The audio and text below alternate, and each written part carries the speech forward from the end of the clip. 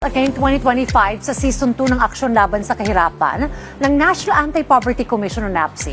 Makakasama po natin tuwing Martes at Huwebes sa Rise and Shine Pilipinas ang iba't ibang kinatawan po ng mga ahensya at lokal na pamahalaan upang pag-usapan ang mga interventions ng gobyerno sa pagpuksa sa kahirapan.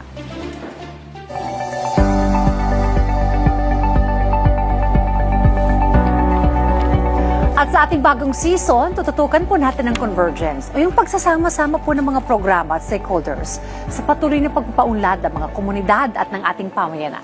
Makakakwentuhan po natin ngayon dito sa ating programa si Council Member Nelly Soto, nasa NAPSI, Formal Labor and Migrant Workers upang talakayin kung ano po ang mga hakbang para tiyakin ang proteksyon at karapatan ng migrant workers at ang papel po ng NAPSI, Formal Labor and Migrant Workers sector sa pambansang gawaing pampulisiya. Ma'am Nelly, magandang umaga po sa inyo. Magandang umaga po.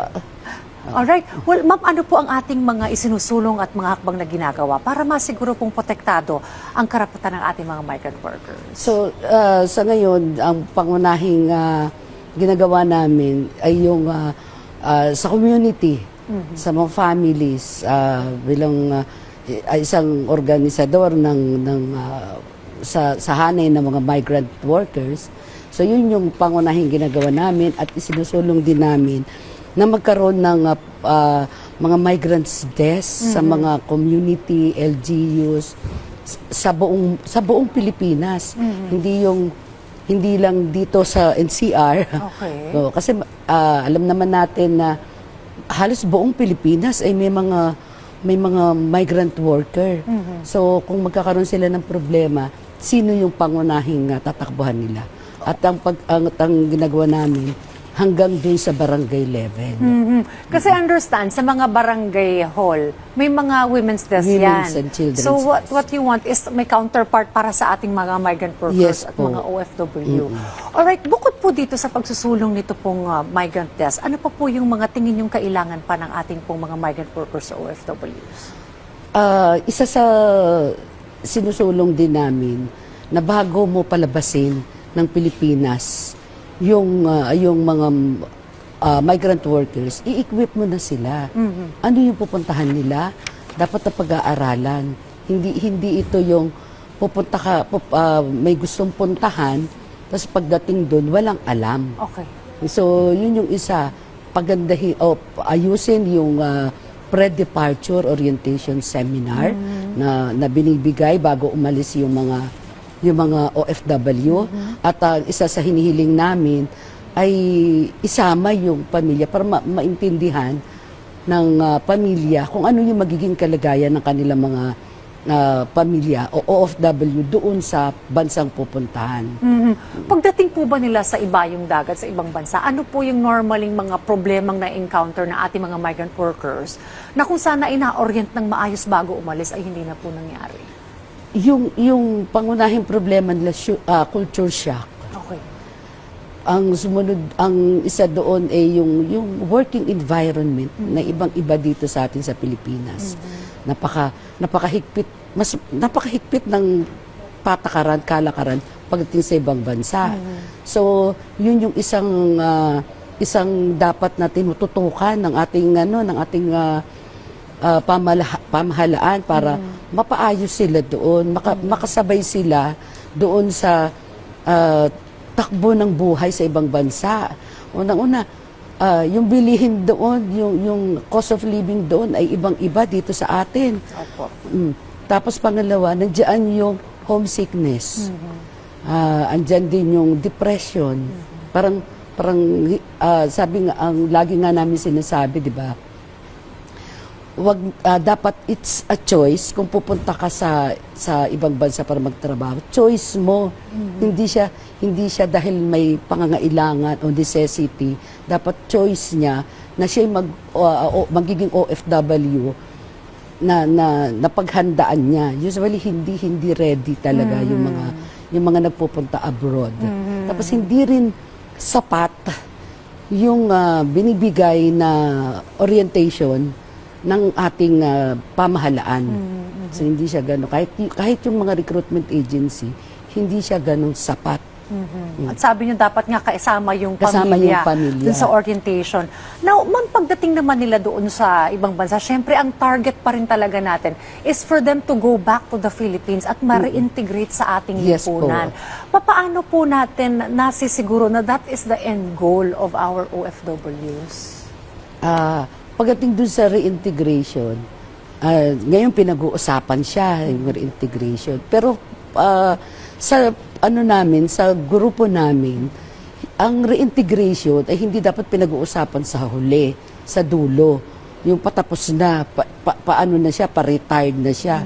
Dapat ito inuumpisahan bago pa lang makarating doon sa pupuntahan niyang bansa. Kasi sa reintegration, nandiyan ang pagpaplano. Ano na nga bang mangyayari sa mga kikitain mong pera?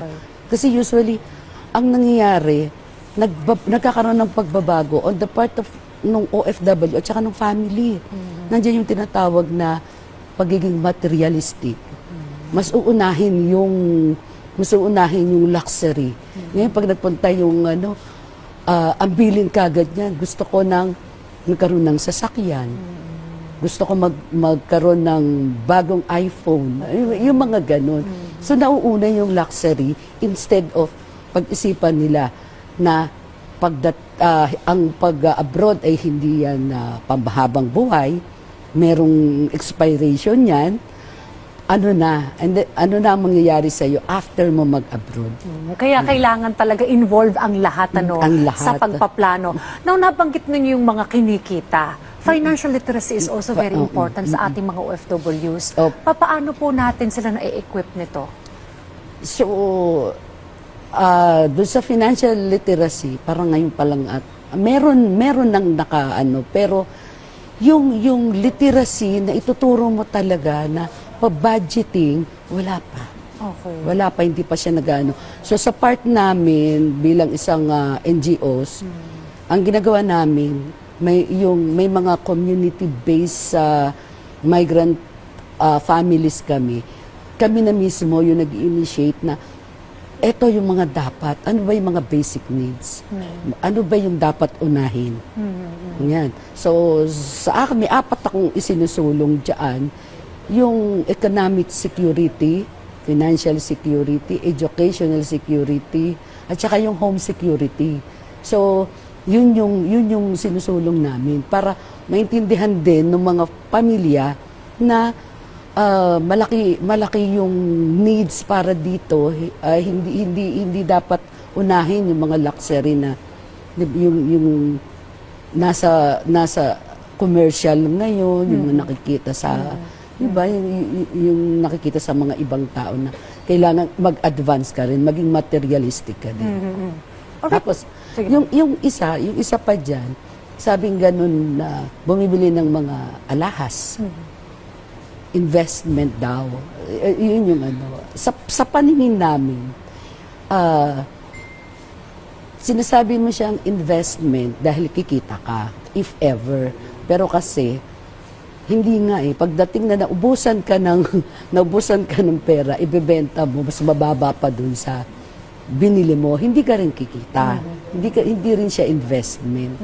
Parang nakaano lang siya na panagot kapag may pangangailangan.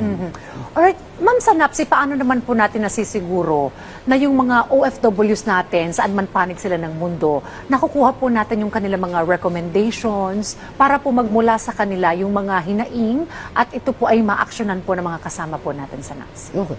So, sa NAPSI, dahil nga sa grupo ng mga migrants, so iba't iba kaming lugar na kinikilusan. So ginagather namin yung mga OFW, yung mga families, and then nagkakaroon kami ng mga talakayan kung ano ba yung mga nagiging problema or paano nila matutulungan kung wala silang problema, paano nila matulungan yung ibang tao. So may mga ginagawa itong mga nagbibigay ng information dissemination about migration, and then yung referral system, and then pagdating sa mga pangangailangan, ganun din yung mas more on organizing yung mga hani ng mga OFW. And then ngayon kami naman yung magsusulong dito sa ano ng NAPSI. So kasama na nga diyan yung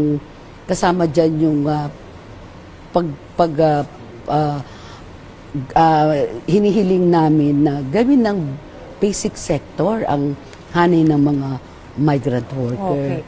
Alright, well ngayon po ay Migrant Workers Month, Opo. ngayon pong buwan ng Disyembre. Ano po yung mensaheng nais po ninyong iparating sa ating pong mga OFWs at ganoon na rin po sa iba't ibang mga ahensya ng gobyerno na ating pong katuwang dito po sa tinatawag rin natin mga convergence programs para po sa kanila? Okay. So dahil sineselebrate natin ngayon ang Migrants Month for OFWs and families, bilang representative dito sa NAPSI, ay nais namin na pagandahin pa yung programa, like yung reintegration program niya, talagang ituro ng maayos yung literacy program.